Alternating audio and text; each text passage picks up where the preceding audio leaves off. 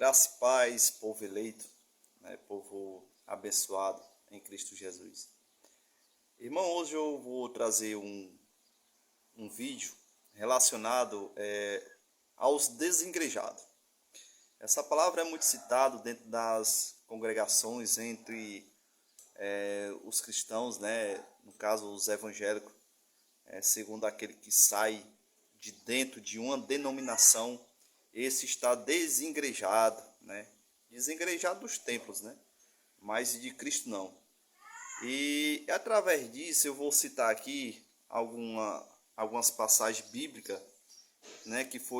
Esse resumo foi feito pelo o Chagas Freitas, né? Que é um amigo meu que eu conheci, que está no canal do Facebook, né? Quem quiser ir acompanhar ele, é Chagas Freitas, né? Inclusive ele que mora ali na localidade, né, de Fortaleza, próximo a Fortaleza. E eu gostaria de trazer para vocês esse resumo, tá certo? Baseado na Bíblia, né, que antes mesmo de hoje os irmãos, né, chamar aqueles que não pertencem à denominação de desengrejado, já existia os desengrejados da época, né, da época de Cristo. E aqui eu vou citar para que vocês entendam, né, que na realidade o desengrejado sempre existiu, tá certo? Não existe esse negócio de quem está aqui dentro do templo, né, faz parte do corpo de Cristo, mas quem não está fora, é um desengrejado. Isso não existe. Isso é uma falácia, né, que foi inventada aí no meio evangélico e se tornou uma febre para, vamos dizer assim, para mostrar para os irmãos que estão dentro do templo que aquele que estão de fora é desengrejado, que não faz parte do corpo de Cristo. Essa é uma tremenda boboseira. Eu não sei como é que os líderes religiosos, né, os líderes de congregação ainda falam umas boboseiras dessa. E isso é uma tremenda falácia. E diz assim um resumo: os desengrejados. Isso aqui, irmão, que eu vou trazer, tudo é baseado biblicamente, tá certo? Tem as passagens de tudo. Se você quiser anotar aí e conferir, tá certo? Que diz assim: João Batista foi o primeiro desengrejado, pois nunca foi ao templo. Por aí você tira, né? Os que eu vou citar aqui, vocês vão entender que eles nunca participaram de templo. Então eles sempre foram desengrejados, porque eles na época não conheciam Cristo, tá certo? Não, os discípulos também não conheciam.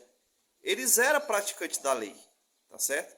Mas quando conheceu o evangelho da graça, ou seja, o evangelho do reino de Deus, eles saíram dessas práticas e passaram a seguir somente Cristo, fora do templo, tá certo? E aqui eu vou citar: João Batista foi o primeiro, pois nunca foi ao templo. Por aí você tira. O segundo foi Jesus, pois ia ao templo, mas sempre pregou fora do templo. Né? O pessoal aí usa, mas Jesus, para dar um embasamento que a igreja hoje, vamos se dizer entre aspas, os templos religiosos hoje, é certo porque Jesus pregava no templo. Só que ele não explica que essa pregação de Jesus no templo não era dentro do templo como é feito hoje. Que os pastores vivem dentro do templo pregando o culto 3 vezes na semana. E não era isso. Está entendendo? Isso é enganação. Não era isso. Jesus não pregava no templo porque queria, não. Ele pregava no templo porque era preciso resgatar aqueles que estavam ainda, né, no jugo da lei. Tá certo? E assim também foi com os discípulos. E tem passagem bíblica que eles mesmos expulsam tanto Cristo como os discípulos. Tá certo? Alguns querendo matar Jesus. Então, meu amigo, você que é o que dizia o conhecedor da verdade, dizer que Cristo pregava nos templos e os discípulos, dando a entender porque eles gostavam, porque ele era o local de se adorar a Deus, isso é uma mentira, tá certo? E diz assim: o segundo foi Jesus, pois ia ao templo, mas sempre pregou fora do templo, sem falar que a liderança não gostava dele. Isso é verídico. Depois ele chamou mais 12 apóstolos que frequentavam o templo e deixaram de frequentar e passaram a seguir somente a Jesus. A referência que fala sobre isso está em Mateus 10, 1 a 42, tá certo? Depois teve mais 70 discípulos que também frequentavam o templo e deixaram de frequentar. Referência bíblica está em Lucas 10, 1 ao 24. Depois temos mais quase 120 desengrejados. Depois temos mais quase 120 desengrejados, que também frequentavam o templo e deixaram de frequentar. A referência bíblica está em Atos 1, 14 e 15.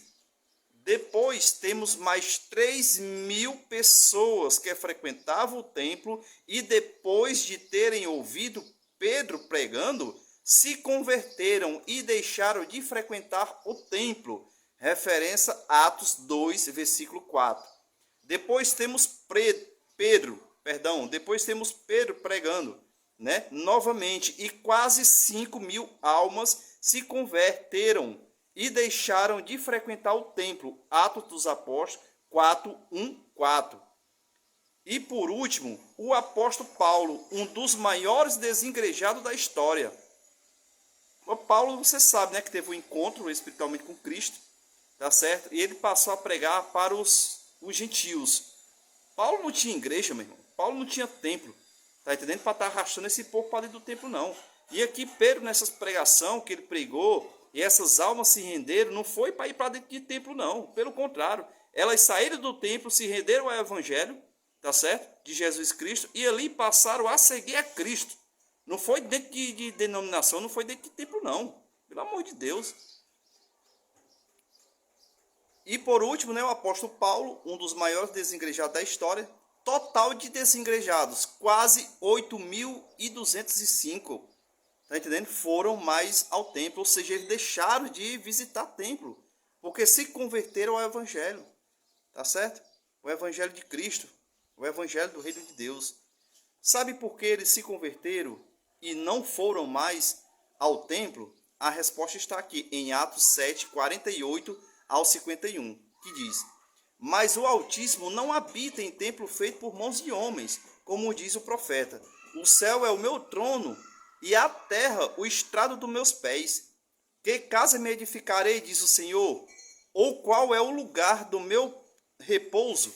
Porventura não fez a minha mão todas estas coisas? Homens de dura cerviz, incircuncisos de coração, e ouvindo-vos, sempre resistis ao Espírito Santo. Assim vós sois como vossos pais. É o que está se repetindo. Homens de duro serviço, homens de coração duro, que não dão ouvido ao verdadeiro evangelho da graça que está escrito. Preferem viver a prática da lei.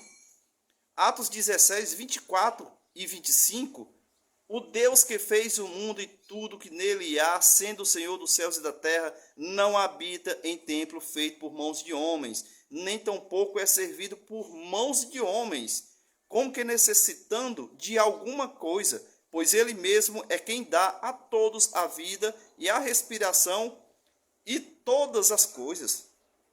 Meu irmão, você que está dizendo que tudo é Deus que me dá, a respiração, todas as coisas, você acha que ele será servido por mim e por você? Aí abram boca e diz assim: eu estou servindo a Deus, eu estou fazendo a obra de Deus. Deus não recebe essa sua servidão, meu irmão. Que tudo vem dele, tudo é por ele, tudo é ele que faz, ele que dá respiração, o alimento, tudo é ele. Está entendendo? Então dizer que Deus habita nesses locais, a palavra diz em vários textos que ele não habita, meu irmão.